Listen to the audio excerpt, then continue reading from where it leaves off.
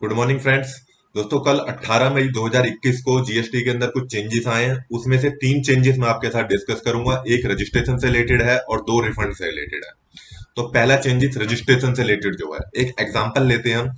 Suppose करो आपका GST number department ने 18 अप्रैल 2021 को कैंसिल कर दिया और जो ऑर्डर था कैंसिलेशन का वो 20 अप्रैल 2021 को आपको सर्व हुआ, आपकी रजिस्टर्ड ईमेल आईडी पे आ गया या आपके पोर्टल पे आ गया। 20 अप्रैल 2021 को उसकी सर्विस हो गई उस ऑर्डर की।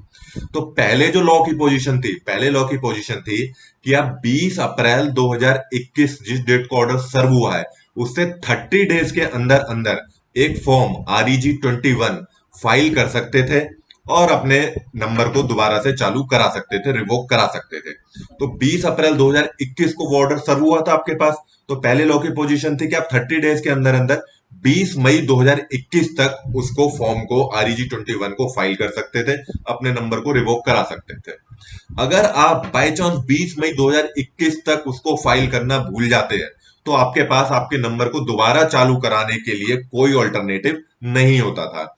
अब जो चेंज हुआ है उसमें क्या हुआ है, उसमें गवर्नमेंट ने पावर दे दी है जॉइंट कमिश्नर, एडिशनल कमिश्नर और कमिश्नर को कि इस 30 डेज की टाइम लिमिट को वो एक्सटेंड कर सकते हैं। कितना एक्सटेंड कर सकते हैं?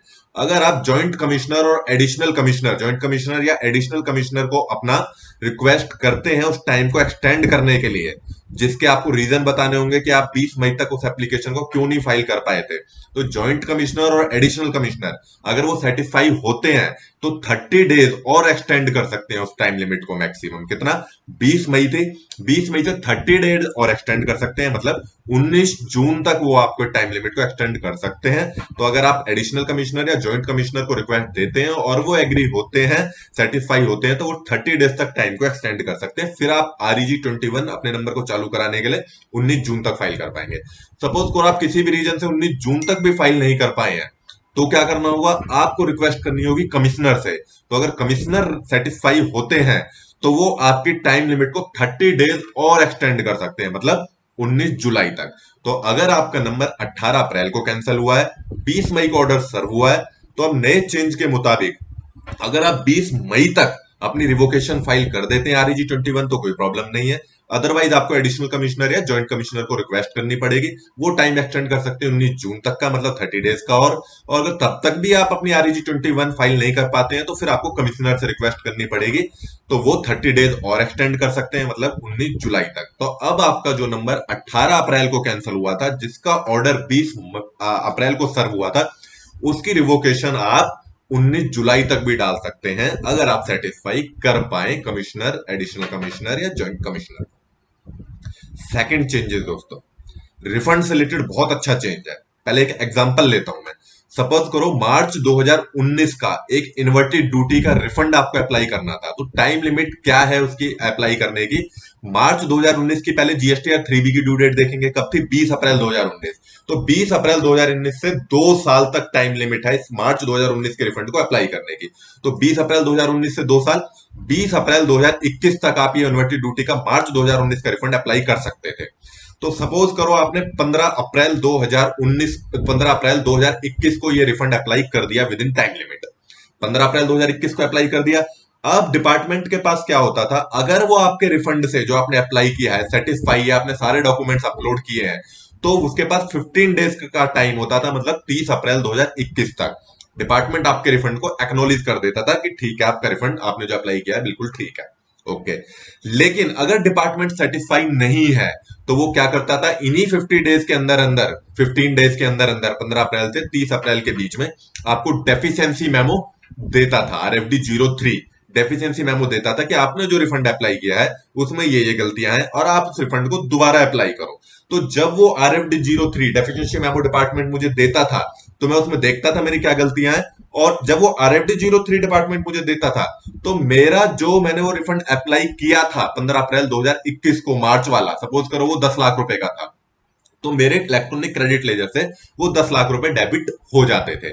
और जब वो डेफिशिएंसी मेमो मुझे देता था तो दोबारा से वो 10 लाख रुपए क्रेडिट हो जाते थे मेरे इलेक्ट्रॉनिक क्रेडिट लेजर में। अब मान के चलते हैं उसने 15 अप्रैल का जो मैंने रिफंड अप्लाई किया था उसका डेफिशिएंसी मेमो मुझे 25 अप्रैल 2021 को दिया, और सर्व भी हो गया मेरे पास वो 25 अप्रैल 2021 को ही।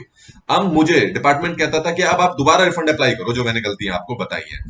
तो लॉ कहता था अब तक, पहले की जो पोजीशन है, कल से चेंज होने से पहले की जो पोजीशन थी, लॉ कहता था कि ये जो आप फ्रेश रिफंड अप्लाई करोगे डेफिशिएंसी मेमो के बाद में, इसको फ्रेश रिफंड माना जाएगा, और ये भी विद इन टाइम लिमिट आपका अप्लाई होना चाहिए। मतलब मेरे जो मार्च 2019 की जो टाइम लिमिट थी 20 अप्रैल 2021, इससे पहले वो अप्लाई हो जाना चाहिए। तो मैं इस केस में क्या होता था, अप्लाई तो मैंने 15 अप्रैल को ही कर दिया था 21 को, लेकिन डेफिशिएंसी मेमो आ गया था 25 अप्रैल 2021 को, जो कि मुझे फिर उसको सारे जो मेरी गलतियां थी उनको सही करके 26 अप्रैल 2021 को ये रिफंड मुझे अप्लाई करना था। लेकिन लॉ की पोजीशन ये थी कि वो कहता था ये जो डेफिशिएंसी मेमो के बाद अप्लाई कर रहे हो ये भी विद इन टाइम लिमिट होना चाहिए, 20 अप्रैल 2021 के पहले होना चाहिए। तो मैं वो नहीं कर पाता था और ये रिफंड में नहीं ले पाता था। अब डिपार्टमेंट ने बहुत अच्छा चेंज किया है। डिपार्टमेंट कहता है कि जिस डेट को आपने नंबर अप्लाई किया था 15 अप्रैल 2021, और जिस डेट को आपको डेफिशिएंसी मेमो सर्व हुआ है 25 अप्रैल 2021, जब आप डेफिशिएंसी मेमो के बाद में जो रिफंड अप्लाई करेंगे, तो ये जो 10 दिन का टाइम है 15 अप्रैल से 25 अप्रैल, इसको हम एक्सक्लूड कर देंगे टाइम लिमिट से। तो मतलब 25 अप्रैल को जो आपको डेफिशिएंसी मेमो आया था उसमें जो गलतियां थी उनको चेंज करके हटा के आपने फ्रेश रिफंड जो अप्लाई करोगे 26 अप्रैल को, तो ये जो 10 दिन का टाइम लिमिट है ये हटा दिया जाएगा, एक्सक्लूड कर दिया जाएगा। मतलब 26 अप्रैल से 10 दिन आप हटा दो तो 16 अप्रैल उसकी टाइम लिमिट मानी जाएगी। और रिफंड की टाइम लिमिट क्या थी मार्च 2019 की, 20 अप्रैल 2021, और ये 10 दिन हटा के उसको 16 अप्रैल 2021 माना जाएगा। तो ये विद इन टाइम लिमिट हो जाएगा। तो बहुत अच्छा चेंज किया। काफी प्रॉब्लम्स आ रही थी, वो प्रॉब्लम चेंज को जो कल चेंजेस आए इसके बाद दूर हो जाएंगे। थर्ड चेंज, सपोज करो मैंने अप्रैल 2021 का एक रिफंड अप्लाई करना था, वो रिफंड अप्लाई मैंने कर दिया, जून में अप्लाई कर दिया, जून 2021 में। और वो रिफंड बनता था 10 लाख रुपए, इन्वर्टेड ड्यूटी का ही मान लेते हैं 10 लाख रुपए, लेकिन गलती से मेरे से 8 लाख रुपए अप्लाई हो गया। तो जब मैं अप्लाई हो गया तो मैं क्या करता था, फिर जो मेरे से गलती हो गई, मैं डिपार्टमेंट जाता था और ऑफिसर को रिक्वेस्ट करता था प्लीज एक डेफिशिएंसी मेमो इश्यू कर दीजिए। आप डेफिशिएंसी मेमो इशू कर देंगे तो जो मेरा 8 लाख रुपए मेरे से जो गलती से अप्लाई हो गया, जो 10 लाख होना था, वो 8 लाख जो डेबिट हो गया मेरे इलेक्ट्रॉनिक क्रेडिट लेजर से, वो दोबारा से मेरे क्रेडिट हो जाएगा और मैं फ्रेश रिफंड उसको अप्लाई कर दूंगा 10 लाख रुपए का।